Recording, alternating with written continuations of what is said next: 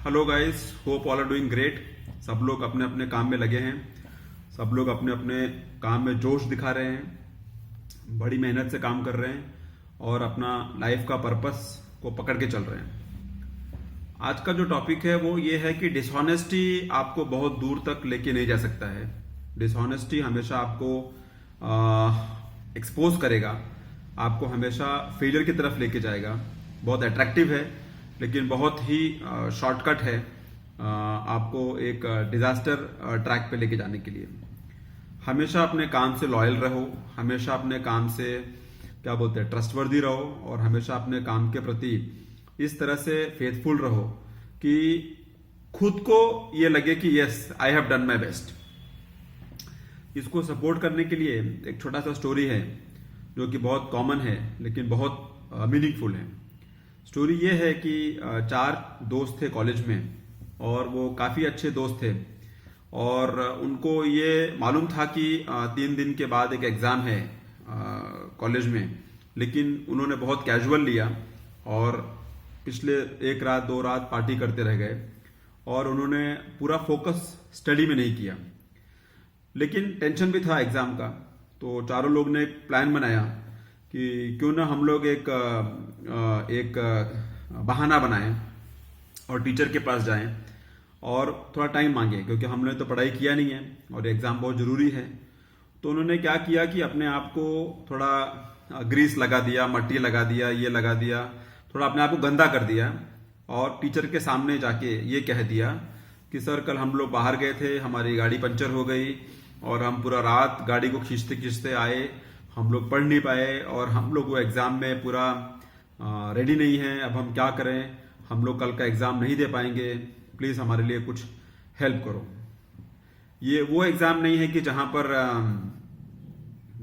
पूरा स्कूल देता है, ये प्राइवेट कोचिंग का एग्ज़ाम है जहाँ पर स्टूडेंट्स को मालूम है कि आज 5 का एग्ज़ाम है, आज 10 का एग्ज़ाम है, आज 6 लोग का एग्ज़ाम है। ऐसा तो टीचर तो टीचर है, वो समझ गया कि ये लोग किस दिशा में जा रहे हैं, लेकिन टीचर का काम था और उसने सोचा कि इनको सबक सिखाया जाए।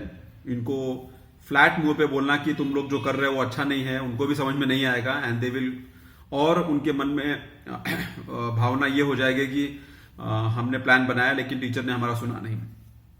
तो टीचर ने ये कहा कि ठीक है, मैं आपका पोजीशन समझता हूँ, 3 दिन के बाद, चलो मैं कल नहीं लूंगा, आपका एग्जाम 3 दिन के बाद होगा, सो दैट आप उसमें अच्छे से पढ़ाई कर लो और मैं आपके बात पे विश्वास करता हूँ, आपके ऊपर मुझे पूरा भरोसा है और मैं आपका बहुत क्या बोलते हैं उसको ट्रस्ट नहीं खराब करूंगा। मैं आपको 3 दिन का टाइम देता हूँ और मैं ये समझता हूँ कि आप जो बोल रहे हो बहुत सच है, आप जो बोल रहे हो ये वाकई फैक्टफुल है, क्योंकि बाकी सब लड़कों का एग्जाम अभी आज है, आप 4 का एग्जाम मैं 3 दिन के बाद लूंगा। ठीक है, वो लड़के खुश हो गए कि चलो हमारा जो बहाना था वो काम आ गया और हम लोग ने पार्टी भी कर लिया और बहाना भी काम आ गया और अब हम 3 दिन के बाद अच्छे से एग्जाम देंगे और हमको बहुत अच्छा मार्क्स मिलेगा। टीचर को तो हमने घुमा दिया। लेकिन 3 दिन के बाद जब वो लोग एग्जाम में बैठे, तीनों को अलग अलग कमरे में बैठाया गया।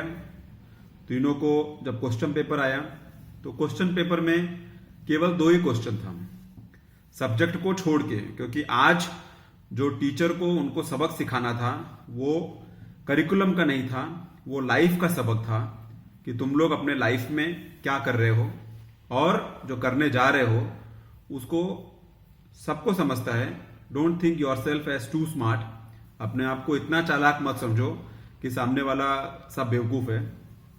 तो उस क्वेश्चन पेपर में 2 ही क्वेश्चन आया था, आपका नाम एंड सेकंड, उस दिन जो टायर खराब हुआ था, आपने कहा कि हमारा टायर पंचर हुआ था और हम टायर को ठीक करने के लिए लगे हुए थे, टायर ठीक नहीं हुआ तो हम पूरी रात गाड़ी पुश करके आए हैं, तो इसके लिए हमारे शरीर पर पूरा गंदा है, ये है वो है, हम पढ़ नहीं पाए।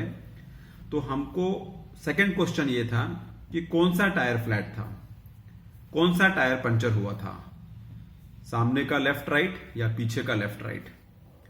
अब ये 2 क्वेश्चन में चारों लोगों ने क्या जवाब दिया वो तो हमको ही मालूम है, क्योंकि चारों का जवाब सेम नहीं होगा। चारों का जवाब एक जैसा नहीं होगा और चारों को नहीं मालूम कि मैं क्या बोलूं कि वो सेम बोले कि वो क्या बोले और वो क्या बोले। तो moral of the lesson is, जब रिजल्ट सर ने देखा तो चारों ने अलग अलग बात किया है और चारों का मिसमैच था। क्योंकि वो बात झूठ था, वो बात हॉनेस्टी नहीं था, तब उन्होंने सर ने उनको ये लेसन दिया लाइफ का कि डिसऑनेस्टी आपको बहुत दूर तक लेके नहीं जा सकता है। डिसऑनेस्टी हमेशा आपको एक पुअर इमेज में खड़ा करेगा। डिसऑनेस्टी हमेशा आपको एक पुअर लाइट में खड़ा करेगा और आपका कॉन्फिडेंस लेवल भी किल होगा और आप लाइफ में ग्रो नहीं कर पाएंगे। Because shortcut never leads to growth, it is always painful, it will always pull you back और हमेशा आपको वो पीछे खींचेगा, आगे बढ़ने नहीं देगा। और अगर आपको इसका हैबिट लग गया, वो अच्छा नहीं है लाइफ ग्रोथ के लिए।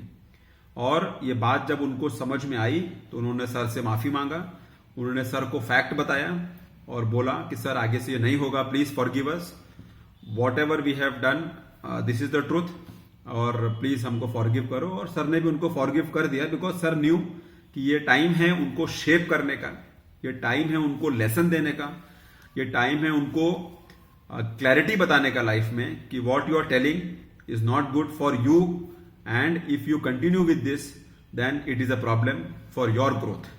तो moral of the story is, dishonest मत रहिए अपने काम से। अपने काम से किसी को इस तरह से बेवकूफ मत बनाओ कि आप खुद उसका जो रिजल्ट मिलेगा वो आपके ऊपर ही भारी पड़ेगा, वो आपके ऊपर ही आपको पीछे लेके जाएगा, वो आपको ही डिस्टर्ब करेगा। Always try to be sincere in your work, always try to be loyal in your work, always try to be committed in your work. Result pass fail no issues, but जो आपका action है वो action आपका positive होना चाहिए, वो action आपका dishonest नहीं होना चाहिए। I hope I must have given some message out of this. और जिसको भी ये बात समझ में आएगी वो अपने आप को करेक्शन के मोड पर लेके जाएगा instead of going on the wrong track. Thank you so much for listening. See you in the next video.